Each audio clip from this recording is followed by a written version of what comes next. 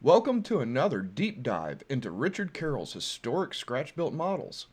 This time we look at what is referred to as a milk truck show T. This model won Best of Show at the MPC Cleveland contest as part of the 1968-69 show season. This write-up from the October 1969 issue of Car Model magazine went into pretty serious detail about this model. I do have to wonder about some of the description, because as we'll see, I'm unsure it has a handmade engine. It states the brass body was built in 3 days, working all weekend. That seems like time well spent. Since then, time was not kind to this model, but fortunately all the parts seem to be here. So let's see what is here and figure out what goes where as I get it ready to be displayed at the International Model Car Builders Museum, housed within the Museum of American Speed in Lincoln, Nebraska. All right, I have another Richard Carroll model. This is a candy apple red C-cab. As you can see, it's missing a few pieces. We'll get into some of that. But again, it has a brass body. It's a little dirty. It's got a little bit of funk in here, but I think it'll clean up pretty good. The right front wheel is off of its spindle. That will need to be repaired. And this one, it's just the wheel has come off the spindle. It has a piece that goes in here that matches the passenger side that has a steering wheel. And I don't know if you can see the interior all that well. It has a machined fuel tank and this pattern. Some kind of, I don't know if he cast that or that was just a found type plastic. I don't know. The back door has a hinge, but much like the pod on the motorcycle trailer, the hinge would not really function as a real hinge. It's more of, I guess, just a locator for it, that because I wouldn't do hinge things. Underneath is kind of interesting because it has an aluminum floor pan. You can actually see some of the original epoxy that he used. And then this is a brass chassis, same type of material as the girder on the motorcycle hauler. And it has this dainty front suspension. I think it's still attached. It has a mono spring that connects to the front. And the steering doesn't really look like it goes anywhere.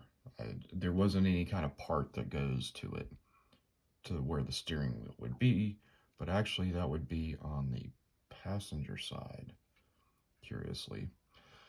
See some chipping of paint on these supports.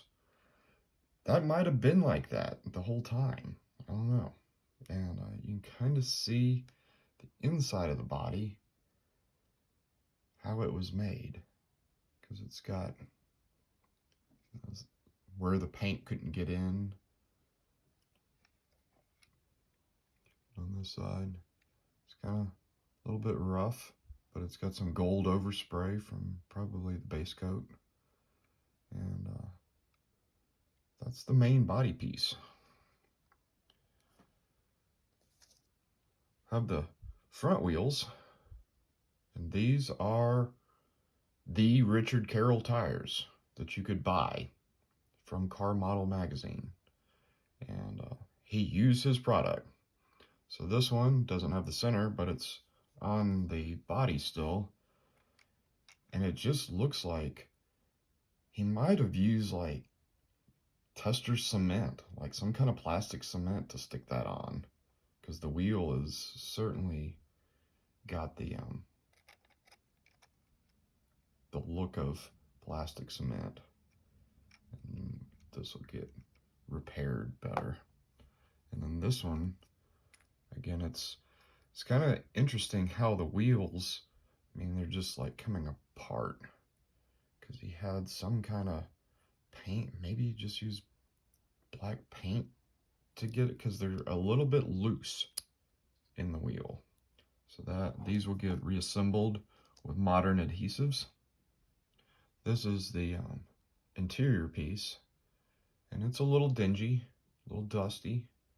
Get that cleaned up nice. And it's funny, it's just a piece of aluminum tubing with a steering wheel stuck on it. And then the underside of it, oh, this is interesting. It's some kind of clear acrylic. Because I guess that's silver paint that then he painted the pattern on for the upholstery. Very interesting. Even more interesting is the rear door. This is obviously a brass piece with more of the orange acetate that was used on the motorcycle hauler. And it looks like it's bubbled a little bit. It has the effect that it's, been vacuum formed or something, but I believe that is a straight piece of acetate in there. So this, I think his intention was for it to swing open, but due to the design of the hinge, there's really no way that that's going to function as it should. The rear suspension and engine is very curious. It's a Corvair, and he has his own suspension, and again, Richard Carroll tires that have come loose, and it has what appears to be some type of functioning U-joints. And this whole piece is just kind of loose. It's kind of all just wobbly. I'm going to get this all tightened up.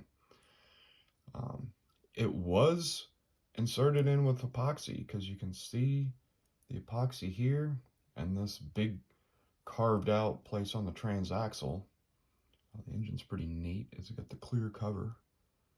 No belts or no evidence of any kind of belts. It has the candy red to match the car. The underside of it has I think that's a kit part. And the interesting swing arm suspension. And where the headers would go. So let's look at the engine mount. This is the engine mount, and it was originally soldered to the chassis.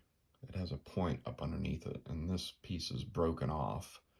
And basically, that was the point of contact for all of this, which has a lot of weight due to the Richard Carroll tires. And I think I'm going to just weigh one of these models just so you can kind of see how much they weigh.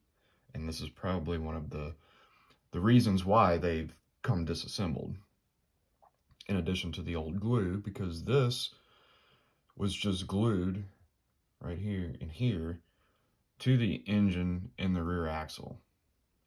And it kind of goes in at a funny angle, which you'll see once it's reassembled. The exhaust is a work of art. Just look at that for a moment. That is scratch built, likely from brass rod and tubing. It's flared on the ends and then chrome plated. And that's real chrome plating, folks. This will clean up, and that is what blew people's mind back in 1970, I guess, when he built this model. He was making real exhausts out of brass and having it plated. And they're going to be sticking out the back. That is a very neat piece. And last but not least, the model for taillights has these extremely cool brass stanchions that were just glued to the side of the body. and I'm guessing these were machined, and that's a piece of his stock that he would use to plate. He liked the holes in it.